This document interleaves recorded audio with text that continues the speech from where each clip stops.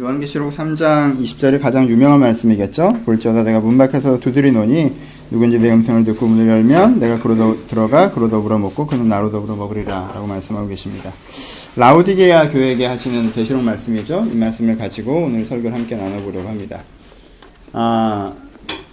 두 종류의 물에 대한 이야기를 한번 시작을 해볼까요? 한 가지 물을 상상해 봅시다. 웅덩이에 고여있는 물입니다. 어떤 의미가 되십니까? 물이 웅덩이에 고여있으면 약간 서서히 생명력이 사라지는 느낌이 들죠, 그쵸? 좀 썩어가는 느낌이 들고, 왠지 처음에 고였을 때는 좀 맑았겠지만, 시간이 지나면서 점점 어려워지는 이미지로 저희 가운데 다가옵니다, 그쵸? 그래서 고여있는 물은 우리 가운데 긍정적으로 다가오지 못하고, 어감도 일부러 약간 그렇게 지었는지, 웅덩이에서 그렇게 긍정적인 느낌으로 다가오지 못합니다. 웅덩이의 물과 좀 대비되는 물이 비슷한 양이랄 계곡물이 있는 것 같습니다, 그쵸? 흘러가는 물. 고여있는 물이 아니라 흘러가는 물. 흘러가는 물은 어떤 이미지를 갖습니까? 좀 더 생명력의 이미지를 갖습니다. 그쵸? 내 자체가 흘러가면서 주변의 생명을 적시는 이미지가 있고요. 그쵸? 그리고 그 흘러가는 내 행동 자체가 썩거나 어떻게 멈춰 있는 것이 아니라 어떤 역동성의 이미지, 맑음의 이미지를 갖게 되고요. 또 그렇게 흘러가면서 소진되는 것이 아니라 다른 물의 지류들을 만나면서 강으로, 바다로 더 큰 것을 향해 나아가는 이미지까지 가지면서 흘러가는 물, 계곡의 물은 어떤 생명력의 이미지를 갖습니다. 그럼 봅시다. 웅덩이의 물과 계곡의 물을 나누는 기준은 뭐가 됩니까? 무엇이 어떤 물은 웅덩이가 되게 하고 어떤 물은 계곡물이 되게 하는 것입니까? 물의 속성입니까? 그렇지 않죠. 물의 질이 계곡물을 결정하지 않습니다. 물의 능력이 웅덩이를 결정하는 것이 아닙니다. 무엇이 그것을 결정합니까? 단지 각도가 이 모든 것을 결정합니다. 그렇죠? 완만한 각도, 평평한 각도, 그리고 어떤 일정한 각도 속에 쌓여 있으면 그것이 웅덩이가 되고 저수지가 됩니다. 하지만 어느 위에서부터 흘러내려가는 각도를 갖게 되면 그 각도가 이 물에게 뭘 부여하는 거예요? 생명력을 부여하는 거예요. 하여튼 물 자체에 어떤 능력이 있어서 탁월한 물이어서 계곡물이 되는 것이 아니고 물 자체에 어떤 능력이 있어서 무능한 물이어서 웅덩이 물이 되는 것이 아닙니다. 그 물이 각도를 갖고 있느냐, 각도를 갖고 있지 못하느냐, 그 물에게 각도가 주어졌느냐, 각도가 주어지지 못했느냐가 이 물의 방향성을 바꿔버린다는 것입니다. 그렇죠? 인생에도 두 가지 인생이 있습니다. 웅덩이 같은 삶이 있죠. 웅덩이 같은 생활이 있습니다. 남들은 괜찮다고 하는데 나는 웅덩이에 빠진 것 같을 때가 있습니다. 그렇죠? 왠지 내가 서서히 생명력이 빠져나가는 것 같고, 서서히 내 맑음이 탁해지는 것 같고, 좀 심하게 얘기하면 서서히 내가 좀 썩어가는 것 같은. 그래서 뭔가 내가 전보다 서서히 안 좋아지는 것 같은 느낌이 들 때. 그래서 나는 내 삶에 대한 느낌이 요즘에 어떠냐라고 하면 주변 사람들의 시선과 상관없이 내가 느끼기에 내 삶에 대한 느낌이 좀 웅덩이에 빠지는 삶을 사는 것 같다라는 느낌이 들 때가 있습니다. 그쵸? 이게 이제 웅덩이의 삶이라고 얘기를 합시다. 또 하나, 계곡물의 삶이 있겠죠. 그쵸? 내가 사람을 살아가는 데 있어서 뭔가 내가 나를 통해서 뭔가 역동성이 일어나고 내 삶이 되게 역동적이고 생명이 있고 뭐가 좀 더 나아지는 느낌들이 있고 그리고 나를 통해서 주변에 생명이 전달되는 느낌도 있으며 다른 생명의 흐름들을 만나서 내가 더 커지는 느낌도 있고 그리고 나에게 지향적인 그것이 강이건 바다건 더 넓은 세계 더 최종적인 세계를 향한 어떤 지향성을 갖고 있는 그런 생활이 있습니다. 어떠십니까? 요즘에 웅덩이에 빠져가신 것 같습니까? 아니면은 힘차게 계곡에 흘러가고 계신 것 같습니까? 그럼 우리의 삶을 계곡물적인 삶으로 만드는 것과 우리의 삶을 웅덩이적인 삶으로 바꾸는 그 각도는 뭘까요? 그렇죠? 여기서 다시 한번 강조하고 싶은 건 그것이 자질에 달려있는 건 아니라는 것입니다. 그렇죠? 이 사람은 굉장히 유능한 사람이어서 이 사람은 원래 맑은 사람이어서 계곡물적인 삶을 살거나 이 사람은 원래 좀 탁한 사람이어서 웅덩이적인 삶을 사는 어떤 내면에 기인한 것이라고 보기보다 그렇죠?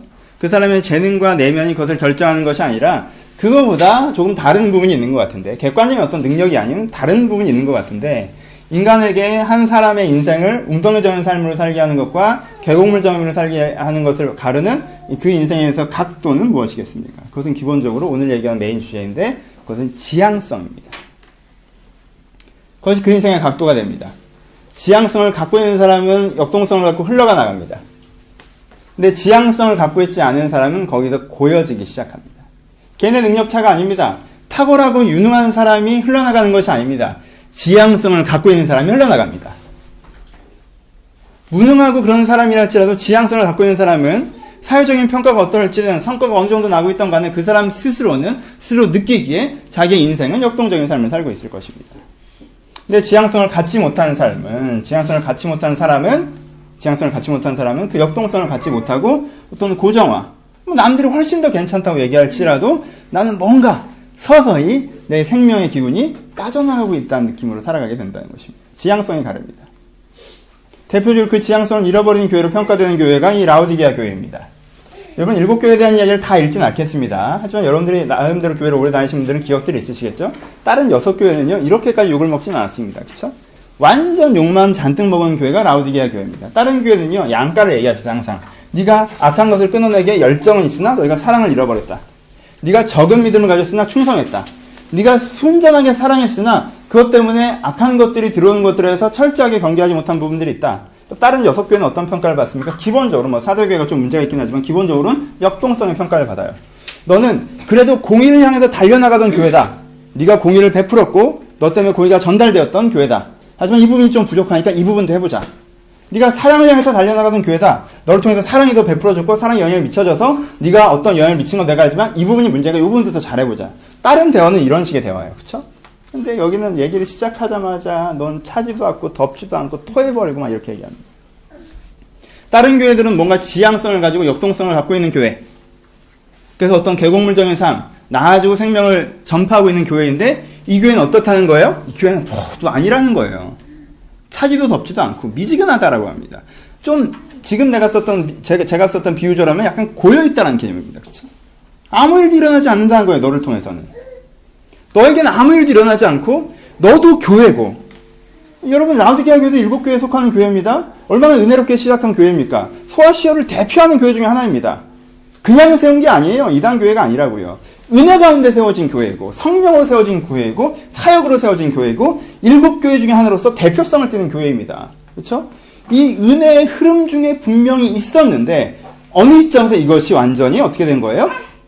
멈춰져 버렸다는 거예요. 그래서 지금은 어떻다는 거예요? 모든 그 생명력을, 기회를 허비하고 있는 교회라고 얘기를 합니다. 왜 이 교회는 이렇게 굳어버렸을까요? 이 교회는 이렇게 고정화됐을까요? 이 교회는 이렇게 흘러가지 않고 자기에게 주인 생명의 가능성을 그저 품고만 있으면서 서서히 사실은 그 생명력이 쇠잔해가는 것을 스스로 지켜보면서도 별다른 문제의식이 없는 전 윤수리를 차지 않습니다. 걱정하지 마시고요. 들어왔어? 괜찮아? 응. 다니게 두세요. 괜찮아요. 다녀 괜찮아. 아, 니네 엄마가 내가 청소 안 했다고 지금 뭐라고 하는 거야? 안 닦아놨다고 제가 설교 시작하기 전에 못 먹었어요. 참 자기 입장들이 있어요. 그쵸? 들어갑시다. 라오디게아 교회. 이제? 라오디게아 교회를 대표적으로 설명하면 이 교회가 이렇다라고 얘기합니다. 지금 요한이 지적하고 있는 분은 무엇입니까? 요한이 이렇게 지적하죠. 너희가 부유하지 않으나 너희가 헐벗었으나 스스로 부유하다 하고 너희가 눈 멀었으나 본다 하고 벗었으나 입었다 하고 라고 얘기합니다. 그쵸? 요즘 조금 패턴을 바꿔서 설명해 봅시다. 전에는 부유하다라고 생각했던 것들을 이제는 부유함이라고 생각하지 않고 전에 부유함이 아니라고 생각했던 것들을 이제는 부유함으로 받아들인다는 개념입니다. 그쵸? 이건 뭐의 몰락입니까? 지향성이 몰락했다는 것입니다. 그쵸? 지금 요한은 이게 너희들의 부유함이었잖아. 교회가 처음 생길 때, 라오디게아 교회, 7교회가 처음 시작할 때 이런 걸 너희의 부유함, 너희의 지향성, 이걸 목적이라고 하고 살아갔었잖아. 근데 이제는 더 이상 뭘 하지 않는 거예요? 그걸 지향하지 않는 거예요. 그러니까 그게 없다고 해서 스스로 가난하다고 생각하지 않습니다. 그렇죠? 요한이 보기엔 그게 없어져서 가난한데. 그리고는 대신 뭐가 있는 거예요? 전에 지향하지 않았던 것. 그냥 과정의 일부로 찾아온 것. 목적이 아닌 것이 마치 지향이었던 것처럼 이들 가운데 자리 잡고 있다는 거죠. 그러니까 스스로는 부유하다고 생각하고 있습니다. 그렇죠? 그러니까 스스로 부유하다고 생각하는 그것이 더욱더 뭘 망칩니까? 이들의 지향성을 더 망치죠. 왜? 여기가 조스다운이니까. 골에 도착한 것이니까. 다 이룬 것이니까. 여기는 웅덩이죠. 지향성이 사라집니다. 전에 보던 것이 있어요. 저렇게 돼야 된다고 봤습니다. 그래서 지금 요한 입장에서는 얘가 눈이 멀어버린 거예요. 그걸 못 보니까. 근데 얘는 아니래요. 본대요. 왜? 난 지금 이걸 보고 있으니까. 요한이 보시기에 얘는 벌거벗었습니다. 왜요? 나라는 사람이 어떤 사람으로 온전해지는 것을 얘기하는 거죠. 그렇죠? 난 어떤 사람이 되어야 된다가 있었어요. 근데 안 그래요, 지금. 그러니까 벌거벗은 상태예요. 내가 나답지 않아요. 근데 걔네들은 화려하게 입었다라는 거예요. 왜? 이렇게 될 생각이 없으니까. 이렇게 되는 거죠. 그러니까 본인들은 부유하다 하나, 본인들은 본다 하나, 본인들은 입었다 하나. 사실 요한이 보기에는 교회의 지향성을 잃어버려서 이도저도 아닌 아무짝에도 쓸모없는 교회가 되어버렸는데 본인들은 굉장히 괜찮은 교회라고 생각하고 있다는 거예요. 그것이 라우디아 교회의 비극입니다. 좀 더 구체적인 상상을 한번 해봅시다. 도대체 어떤 식으로 됐을까? 상상할 수 있습니다. 교회가 가끔 이런 일을 자주 겪으니까요. 세계교회가 항상 겪었고, 그리고 이스라엘이라고 하는 구약의 교회들, 그리고 신약의 다른 교회들이 겪어왔던 일들입니다. 어떤 일들이 교회들 가운데 많이 벌어졌습니까? 여러분, 많은 교회가 지향하는 가치가, 우리 지향하는 꿈이, 우리는 제자를 양육하고 사람을 변화시키는 교회다라는 꿈을 갖고 달려가던 교회들이 있습니다. 그쵸? 난 사람을 변화시키는 교회를 만들겠다라고 꿈꾸고 달려갔습니다. 근데 그 교회가 어느 점에서 사람이 되게 많아집니다. 그 교회가 어느 점에서 돈이 되게 많아집니다. 그 교회에 바로 이런 사람이다라고 얘기하는 사람들이 많아진 건 아니에요. 누가 봐도 이건 아직 없고 그냥 사람이 많아졌고 돈이 많아졌습니다. 근데 이 교회는 그때부터 이걸 자랑스러워하기 시작합니다. 그럼 어떻게 되는 거죠? 옛날에 보던 걸 보지 않습니다. 옛날에 부유하다고 하던 게 이제 이 사람들에게 부유함이 아니에요. 이 사람들에게 이젠 이게 부유함이죠. 구약 성경에서 얼마나 많이 나타났습니까? 다윗과 솔로몬 시대, 진짜 위대한 시대가 오는 것, 가치가 갱신된 시대가 오는 것, 새로운 대안적인 나라가 만드는 것, 그게 다윗이 받고 솔로몬이 받던 지향이었습니다. 그쵸? 근데 솔로몬이 성전을 다 세워놓자 어떻게 되죠? 마치 건물 세우는 게 자기 지향이었던 것처럼 스스로 오해하죠. 그리고는 다 이루었다고 생각하죠. 그냥 그때부터 놀죠. 그때부터 썩죠. 자기 가운데 있었던 모든 생명의 가능성이 새로운 세상에 대한 그 도전에서 만들어낼 수 있는 문턱까지 갔었는데 그렇게 소멸시켜버립니다. 여호수아 시대 마찬가지입니다. 가나안 땅에서 들어왔습니다. 정복했어요. 위대한 나라를 세울 초석을 쌓았습니다. 이젠 그 나라를 만들기만 해요. 만들기만 하면 돼요. 근데 어떻게 되죠? 여호수아가 죽자 사람들은 이제 먹고 살만하니까 되었다라고 얘기합니다. 아니 먹고 살려고 애굽에서 떠났습니까? 아니에요. 하나님의 나라를 세우려고 애굽에서 떠났어요. 근데 지금 먹고 살만하니까 어떻게 되죠? 다 이루었다는 거예요. 아무것도 없으나 부유하다고 생각하고 가난하나 부유하다고 생각하고 보지 못하는데 본다고 생각하고 벌거벗었는데 입었다고 생각하는 거죠. 구약에 나타난 일들이고 교회사에 나타난 일들입니다. 현대교회도 나타난 일들이죠. 이거는 적용되기가 되게 쉬울 거예요. 왜? 일단은 대다수가 공감하기에 한국교회가 이런 상태이기 때문에 그렇습니다. 그렇죠? 한국교회가 꿈꾸는 가치가 뭐죠? 민족복음화죠? 민족복음이라는 게 무슨 말입니까? 현상적으로 얘기해도 일단 4,500만이 예수를 믿는 거잖아요. 그렇죠? 실제적으로 얘기하고 핵심적으로 얘기하면 기독교 가치, 하나님의 가치가, 사랑이, 대안적인 생각들이 어떻게 하는 거예요? 이 시대를 적시는 거죠? 근데 한 1,000만 명 모이니까 건물 좀 세워지니까 돈 좀 많아지니까 어떻게 됐죠? 뭐 교회까지 넓게 가지 맙시다. 우리 개인사로 가보죠. 우리가 라우디아 교회입니다. 재밌는 게 뭔지 알아요? 많은 사람들이요 언덕 위에 올라서서 정상에 섰다고 얘기합니다. 얼마나 자주 이런 대화를 하게 되는지 몰라요. 많은 사람들이 그렇습니다.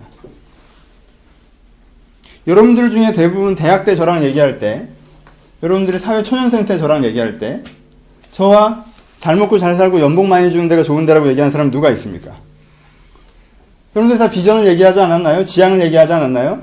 내가 이런 인생을 살고 싶고, 이런 사람이 되고 싶고, 이런 일을 하고 싶고, 난 그래서 여기에 안주하지 않을 거고, 도전할 거고, 이렇게 해나갈 거고, 뭐 이런 얘기들 하지 않았나요?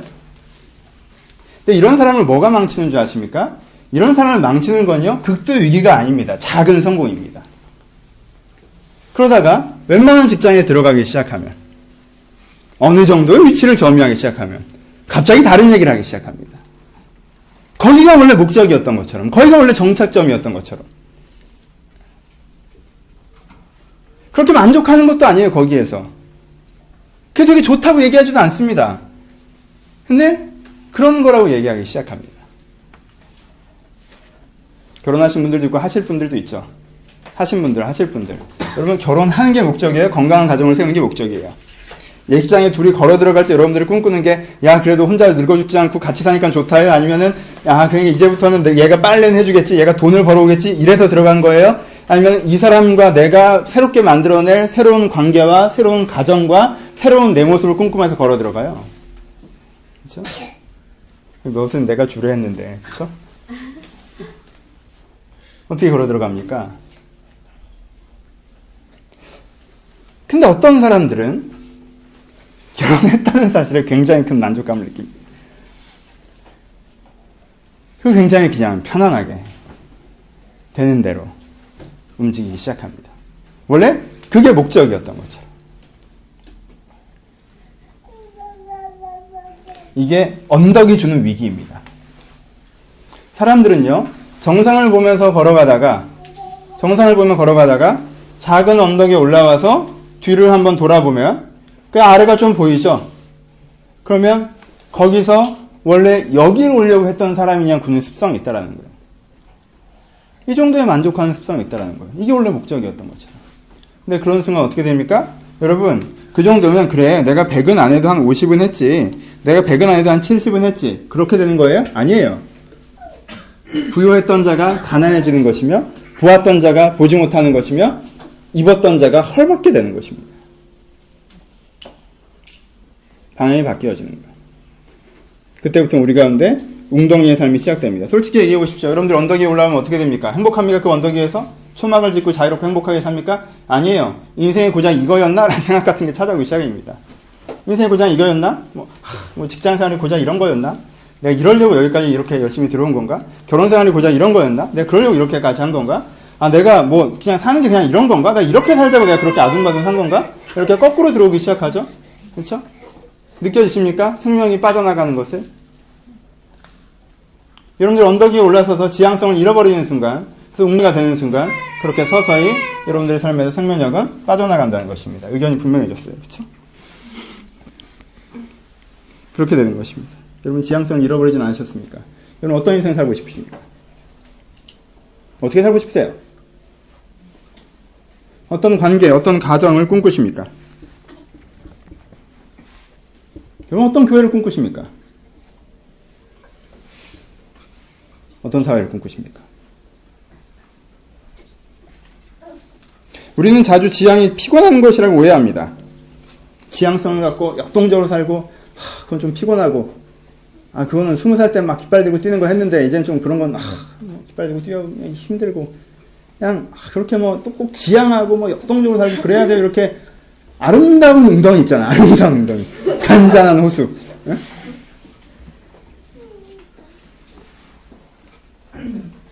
여러분, 애기 키우시는 분들 몇 분 계시지만, 애기를 키울 때, 이쁠 때 놀아주고, 힘들면 짜증내고, 해야 되는 건 억지로 하고, 안 해야 되면 쉴 수 있고, 쉬고, 이렇게 키우는 게 애를 재밌게 키우고, 안 힘들게 키울 수 있을 것 같아요. 얘가 어떤 아이가 되길 바라는 기대와 소망을 갖고, 그 기대와 소망과 내가 그럼 무엇을 해야겠다는 계획을 가지고, 그 마음과 그 생각으로 아이를 대해나갈 때가 안 힘들 것 같아요. 여러분, 애가 울면 달래려고 하고, 자면 신나고, 응? 여기서 저 반응하면 안 돼. 자면 신나고. 네. 그게 그렇지 않습니다. 여러분, 직장을 일을 잘하면서 다니는 게 재밌을 것 같아요? 일을 못하면서 다니는 게 재밌을 것 같아요? 그럼 당연히 잘하면서 다니는 게 재밌겠죠. 그러면요, 일이 주어지면 이거 어떻게든 배워보려고, 어떻게든 해내보려고, 나 이것을 통해서 어떻게든 성장해보려고 하면서 일을 하는 게 안 힘들 것 같아요? 아니면은, 그냥 어떻게든 좀 빠져보고, 어떻게 좀 덜 해보고, 어떻게 좀 안 해보고, 이렇게 하면서 하는 게 덜 힘들 것 같아요. 여러분, 오늘을 생각하면요, 후자가 덜 힘듭니다. 근데요, 내일을 생각하면 전자가 덜 힘든 거예요. 여러분, 결혼해서 내가 살고 싶은 대로 양말 집어던지고, 옷 집어던지고, 눕고, 테레비 보고, 뒹굴거리고, 청소하라고 하는데 안 한다고 버티고, 이렇게 제가 사는 게 행복할 수 있을 것 같아요? 아니면은, 넣으라면 넣고, 치우라면 치우고, 이렇게 사는 게 더 행복할 수 있을 것 같아요? 여러분, 하루는 전자가 더 행복합니다. 그렇죠? 나도 집에 와서 좀 내 맘대로 하자, 좀. 전자가 생각해요. 행복해요. 근데요, 5분 행복하자고 50일을 날리는 어리석은 행동입니다. 내가 어떤 가정이 될지 지향성을 가지고 내가 오늘 좀 피곤하다도 그 역할들을 만들어가고 있는 게 내가 안 피곤한 거예요, 그게. 오케이? 내가 어떤 사회인이 될지 지향성을 가지고 내가 그 역할들을 만들어가고 있는 게 안 피곤한 거예요. 내가 정신줄을 살짝 놓고 내가 하고 싶은 대로 직장에서 대하고 내가 하고 싶은 대로 가정에서 대하고 내가 하고 싶은 대로 내 인생 가운데 대하면서 내가 내일을 생각하지 않고 오늘 그저 내키는 대로 그렇게 슬슬 하는 게 훨씬 더 피곤해지는 겁니다. 사람은요, 흘러내려가는 돌과의 부딪힘의 피로감을 느끼는 게 아니라 서서히 생명력이 빠져나가는 그 썩어짐의 피로감을 느낀다는 거예요. 물론 양쪽 다 피곤하지. 그러니까 죽어서 바다를 가시면 네? 우리가 그 땅에 도달하면 우리가 피로감이 없습니다. 하지만 여기서는 양쪽에 텐션이 있으면 어느 쪽에 하나를 선택하는 것입니다. 이 피곤한 지향성에서 멈춰서지 않을 수 있는 결심이 필요합니다. 피로감 때문에 여러분의 지향성에서 멈춰서지 않을 결심이 필요합니다. 왜냐하면 그것이 더 피곤한 것이기 때문에 그렇습니다. 그러니까 선명하게 하십시오. 편안하게 해봅시다. 이게 약간 올드 스타일 설교니까. 여러분 요즘에 교회 어떻게 다니세요? 약간 재밌게 표현하면, 약간 그냥 스트릭트하게 표현하면, 작년에 여러분들은, 작년부터 다니셨던 분들은 꿈을 꾸면서 다녔습니다. 이 교회가 어떻게 돼야겠구나. 브레스 오브 트리는 이걸 지향하는 교회다. 오늘을 오지만 내일을 오는 것입니다. 이 교회는 이렇게 될 것이다. 그래서 내가 그 되어지는 가운데 동참하는 것이다. 내가 그래서 이것들을 하고 있다. 오늘을 다니지 않았어요. 내일을 다녔어요. 근데 재밌는 게 뭔지 알아요? 18명일 땐 그랬는데 언덕 위에 있으니까 사람이 조금 많아지니까 오늘을 다닙니다. 브레스 오브 트리 분위기는 어떻다? 사람들은 어떻다? 설교는 어떻다? 예배는 어떻다? 이런 점은 좋고 이런 점은 별로다. 여기 뭐가 있습니까? 아무것도 없어요. 여기 뭐가 있습니까?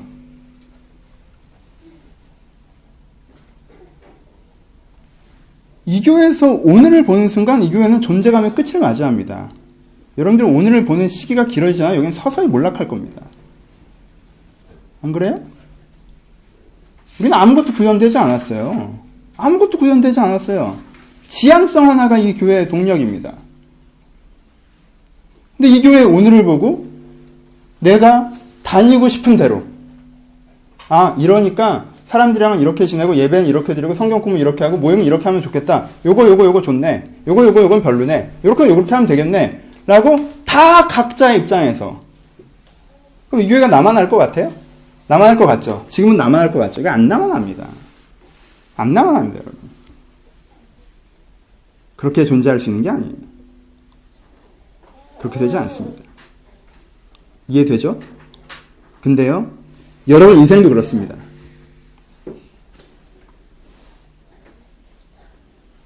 여러분 언제 행복하게 삽니까? 지향성 있을 때 행복하게 산 거예요. 내가 어떤 사람이 되고자 한다는 하나님께 주신 그 선명성을 찾으셔야 됩니다. 여러분들의 내가 이런 신앙이 되고 싶었고, 이런 인생을 살고 싶었고, 이런 사회적 태도를 갖고 싶었고, 이런 가정을 가지면서 이런 사람으로서 이런 인생을 살고자 했다라는 어떤 그 사람이 미래의 나가, 내가 꿈꾸는 나가, 내가 아는 선배인 것처럼 굉장히 명확하고 구체적인 인격의 모습으로 나에게 있어야 되는 거예요. 그게 있을 때 내가 그 사람을 조금 닮기도 해서 사는 것입니다. 그쵸? 그게 여러분들이 멋있었을 때예요. 그게 여러분들이 멋있었을 때입니다. 전 여러분들이 한때 그랬던 시절들의 모습을 기억합니다. 그때 여러분들은 멋있었어요. 정말 그런 사람까지는 아니지만 그런 사람을 꿈꾸고 있기 때문에 꽤 그런 사람이기도 하는 여러분들이 있다는 것입니다. 근데 여러분들이 그렇게 그런 사람은 아니거든요. 그래서 이게 탁 끊어지면 언제 그랬냐는 듯이 교회를 전혀 안 다니는 사람이나 형식적으로 교회를 다니는 사람과 전혀 다르지 않는 아주 평범하고 초라한 인격이 드러나기 시작합니다. 그럼 여러분 인생이 그러면서 깨지는 겁니다. 안 깨질 것 같죠? 깨집니다. 그럼 조금 더 긴장하셔야 돼요. 교회도, 인생도, 세상도 꿈꾸는 자에 의해서 생명이 만들어지거나 꿈꾸지 않는 사람들에 의해서 생명력이 소진되어 가든가. 둘 중에 하나는 기로에 선다라는 것입니다. 기억하십시오. 기억하세요. 모르지 않잖아요. 알 거예요. 여러분 여기 앉아있는 분들은 상당한 사람들이 알 겁니다. 편린으로라도 조각으로라도 내가 하나님 앞에서 이러한 삶을 살겠다. 이런 삶을 꿈꾼다. 이렇게 되고자 한다. 그게 내 진심이다라고 여러분들이 동의했던 것을 알 것입니다. 그것들을 기억해내셔야 돼요. 그것을 깃발로 항상 내 인생의 폴더에 꽂아 놓으셔야 돼요. 진취적인 삶이라고 하는 것은 어떤 사회적 이슈를 꼭 추구해서가 아닙니다. 내 인격에 대한, 내 관계에 대한, 내 인생에 대한 어떤 바른 의미를 추구하는 것 자체가 그 사람의 인생을 진취적으로 만드는 거예요. 여러분들 그런 역동성을 다시 한번 가지셔야 됩니다. 그런 역동성을 여러분들이 추구하셔야 됩니다. 그것이 우리 가운데 있어야 됩니다. 그럼 우리가 어떻게 하면 이렇게 이 역동성을 다시 한번 회복할 수 있는가? 이 교회에서 라우디게아 교회에게 예수님께서 권면하시는 방법은 이것입니다. 단순하게 기억하는 것으로는 되지 않는다는 거예요. 전 여러분들이 이제까지 어떻게 약간 몰아붙였죠, 그렇죠? 약간 뭐라고 하는 거예요. 뭐라고 하면 목사님 뭐라고 하고 그런 것 같아. 근데 그러면 이 상태에 여러분들이 멈추면요, 집에 가면 죄책감이 남습니다. 난 왜 웅덩이에서 썩어갈까? 이제 그러자고 하는 건 아니잖아요, 그렇죠? 그럼 어떻게 다시 이 막힌 웅덩이에서 한쪽 벽을 무너뜨려 와서 물기를 내서 이걸 다시 흘러가게 할 것이냐? 이게 어떻게 하면 한쪽 벽을 무너뜨려서 물기를 낼 수 있는가에 대한 방법을 얘기해 주는 것이 뭐예요? 가장 유명한 구절이죠. 볼지어다 내가 문 밖에 서서 두드리네.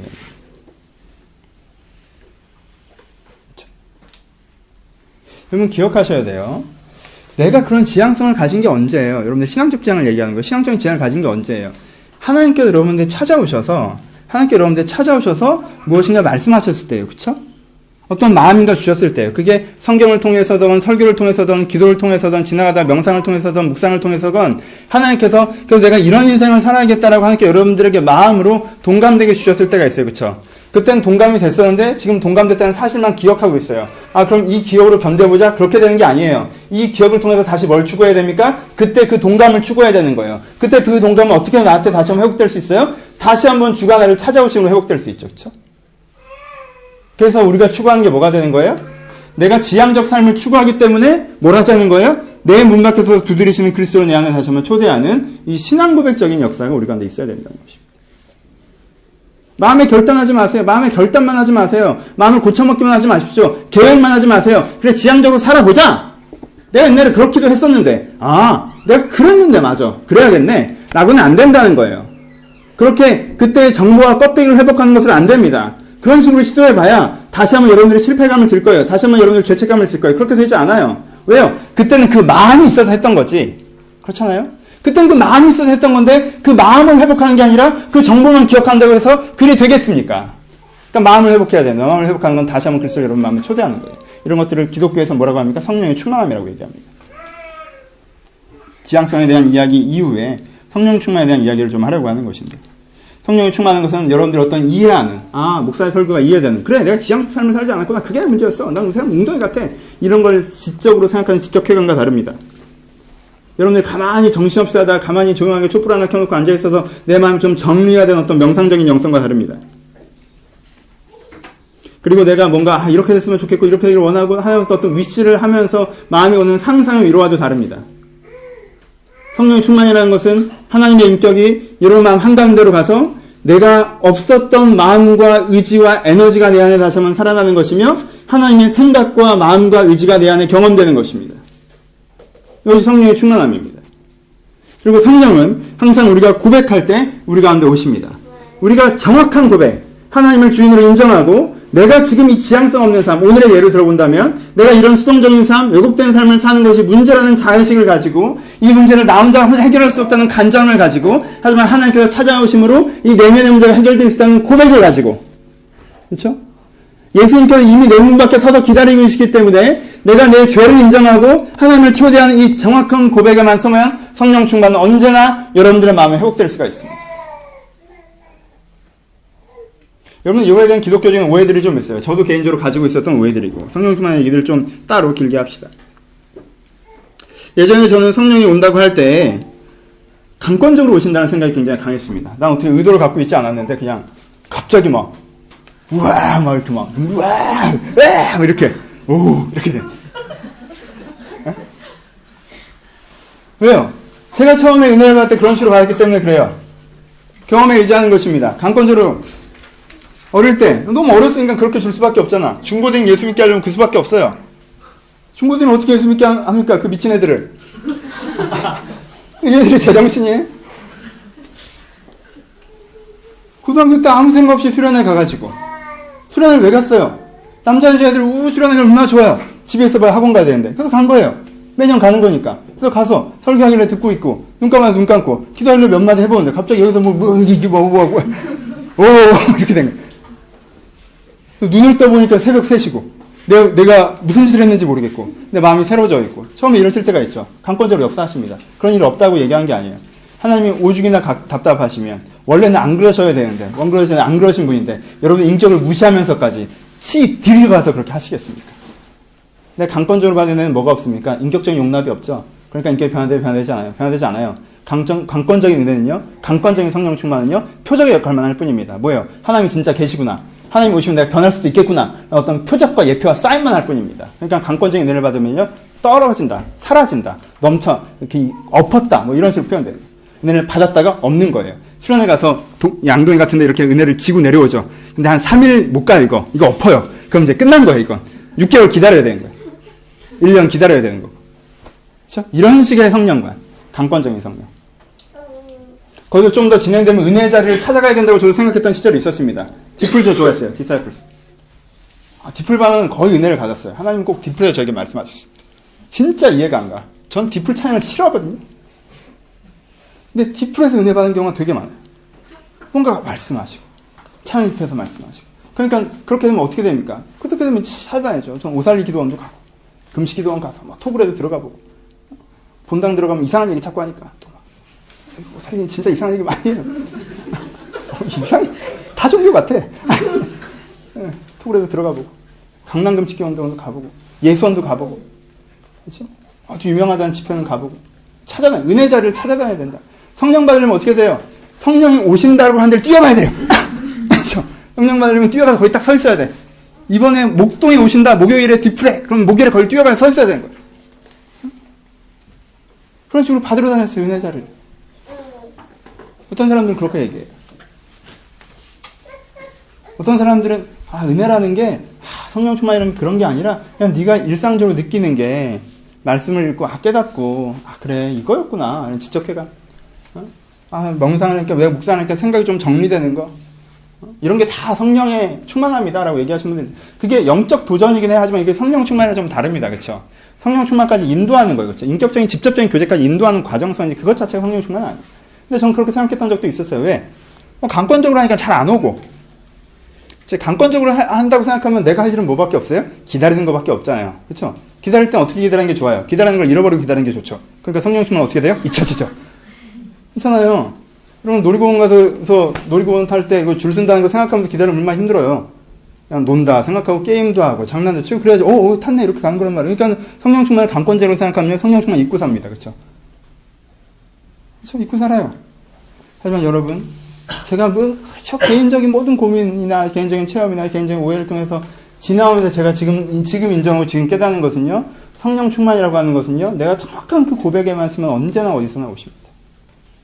예수는 진정 여러분들의 마음의 대문 밖에 서 계세요. 내가 그 고백에 서지 못하기 때문에 안 오는 거예요. 내가 그렇게 기도해도 안 오시던데요? 뭐라고 기도했는데요? 진심도 아니면서 무슨 주문해오듯이 하나님 제가 죄인입니다. 하나님 제가 회개합니다. 성령을 주시옵소서. 예수 그리스도의 보혈로 오나 안 오나 보자. 이렇게 옵니까? 그렇게 기도한다고 그것을 목청을 높여서 30분 40분 한다고 되겠습니까? 그 정확한 고백이 아니잖아요. 그래, 이렇게 하는 게 아니라 진솔한 기도를 해보자 하고 또 기도 무릎을 꿇고 앉아서 하나님한테 얼마나 섭섭한지, 내가 하나님이 얼마나 싫은지, 내 인생이 얼마나 마음에 안 드는지, 그래서 당신한테 얼마나 불만인지, 이 얘기를 한 2시간 막 허심탄회하게 했어요. 그럼 성령이 옵니까? 야, 2시간 동안 하나님 앉혀놓고 네가 문제라고 얘기했는데, 아니, 거기서 하나님한테 좋은 얘기 나올 게 뭐가 있어. 하나님을 앉혀놓고 2시간 동안 네가 문제라고 얘기했는데, 그러고 나서는 내가 그렇게 간절히 부르짖어 기도했는데도 성령이 오지 않더라고. 그러면 정확한 그 고백에 서는 것. 내가 지금도 이 지향성에 대한 설교를 들을 때도 그래도 안정적인 게 좋고, 그래도 이 정도로 살고 싶고, 변화돼서 새 사람 되는 건 부담스럽고, 왠지 안 될 것 같고, 그러기엔 바쁘고, 지금도 내가 이런 고백인 것이 아니라, 내가 진정으로 새롭게 되길 지향하는 마음이 있을 때, 아버지 지향하고자 합니다. 그런데 지향하지 않는 내 모습이 너무나 큰 문제인 것을 알겠습니다. 내가 죄인인 것을 알겠습니다. 그러니까 하나님께서 다시 한번 나에게 그것을 꿈꾸게 하소서. 저는 고백까지 갈 때 함께 여러분들의 심령 가운데 오셔서 다시 한번 여러분들 가운데 이런 지향성의 은혜를 주실 수가 있습니다. 여러분들 이것들을 꿈꾸십시오. 말씀하십시다. 사는 것이 그냥 그러십니까?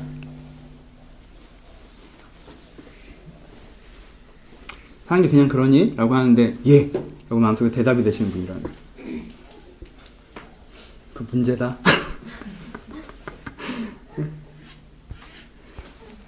왜 사냐? 근데 그냥 사죠 뭐. 그냥 정신없이 살고. 그 문제예요. 사는 게 그냥 그러면 문제입니다. 뭐가 제대로 안 돌아가고 있다는 뜻이에요. 근데요, 우리는 착해서 사는 게 그냥 그런데도 억지로 이렇게 긍정적으로 얘기하려고 합니다. 직장 없는 애 생각해서 그래도 난 직장도 있고, 결혼 안 하는 애 생각해 난 그래도 결혼도 했고, 또 못생긴 애 생각해서 얼굴도 이만하면 됐고, 돈 없는 애 생각해서 그래도 난 돈도 있고, 걸어다니는 애 생각해서 난 그래도 차도 있으니까. 한국 사회에서 이 정도 살면 살만한 거지. 내게서 불만을 가지면 안 된다. 얼마나 착한지 몰라. 그럴 때는 사랑이 풍부해요. 겸손하게. 잘 지내요. 저야 잘 지내죠. 잘 지내요? 진짜 잘 지내요? 그럼 그냥 사는 게 그냥 그러면 잘 지내는 건 아니에요. 저는 여러분들 지적하려고 하는 건 아니에요. 그렇죠? 물론 지적이죠. 지금 지적하려고 하는 건 아니에요. 그래도 분명히 지적입니다. 얼마나 독하게 얘기합니까? 요한 사랑의 사도예요. 사랑하라 사랑하라 사랑하라 그럽니다. 그렇죠? 내가 다시 말하는 놈이 사랑하라. 그런 요한이 이 사랑의 마음을 담아 라오디게아의 교회에 뭐가 있습니까? 라오디게아 교회에 뭐라고 해요? 예수님께서 말씀하시는 것처럼 내가 너를 토해버리겠다고 그럽니다. 차든지 덮든지 하라고 그럽니다. 네가 벌거벗었다고 얘기하고, 네가 눈 멀었다고 얘기하고, 네가 가난하다고 얘기합니다. 그럼 지적하려는 게 목적이에요? 아니에요. 이 교회는요, 위대한 7교회. 그 본래의 모습이 있는 거예요.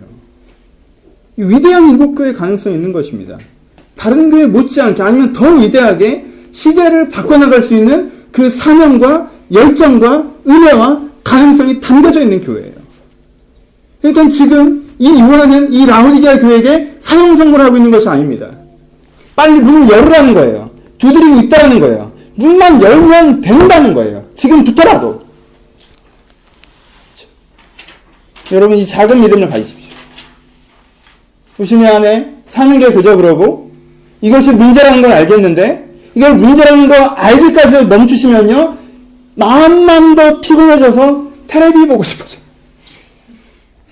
그럼 마음만 더 피곤해. 그걸 문제라는 것을 아는 것을 멈추는 것이 아니라 이 문제를 도전하시는 요한의 하나님의 음성은 이 문제를 해결하고자 하십니다. 이 문제를 해결할 수 있다고 말씀하십니다. 그리고 내가 다시 한번 마음을 열 때 이 문제가 분명히 성령의 은혜로 찾아오신 하나님으로 함께 다시 한번 마음에 말씀해 주심으로 해결될 수 있다라는 그 믿음을 가지고 여러분들이 문을 열기 시작하는 그 고백이 문 여는 것입니다. 그 열기 시작하는 그 고백을 갖고 기도할 때 성령께서 다시 한번 여러분들의 마음을 깨우실 것입니다. 이걸 다 동의하시면서도 그래 내게 성령이 필요해. 그러니까 계기가 있겠지라고 하지 마십시오. 여러분 주의를 계기로 만들지 못하시면 인생이 갱신될 수는 없습니다. 1년에 2번 수련회 가서 은혜 봐서 어떻게 인생이 갱신됩니까? 주일에 성령 받을 수 있어야 됩니다. 주일에 고백을 갱신할 수 있어야 돼요. 여러분들 개인의 기도 시간에 고백을 갱신할 수 있어야 됩니다. 우리가 죄인이고 우리는 악인이어서 우리는 매 순간 그 고백 앞에 다시 서야 됩니다. 그럴 때 우리가 하나님 앞에서 온전히 살 수 있는 것입니다. 다시 한번 다른 게 그냥 그러지 마시고 그냥 그런 거에 적응하지 마시고 하나님 은혜로 이런 영혼을 깨우시기를 주님의 이름으로 축복합니다. 기도하시겠습니다.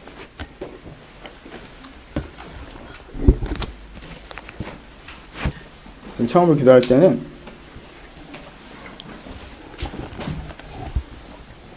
여러분의 생각과 한번 마음을 한번 들여다보시면서 기도하셨으면 좋겠습니다.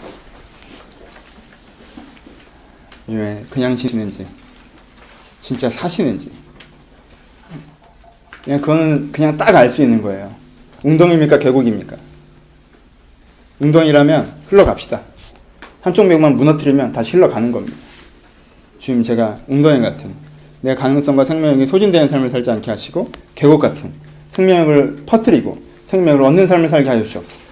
그러면 나에게 지향성이 필요하고 지향성을 하나님께 주시는 꿈으로 다시 한번 나에게 주어져야 될 터인데 주님과 만나는 은혜 다시 한번 주님께 나를 회복시키는 은혜를 허락하여 주시옵소서. 이만큼 이런 고백을 담아서 우리 자유롭게 한 10분 정도 고백하며 묵상하며 기도하도록 하겠습니다. 기도하겠습니다.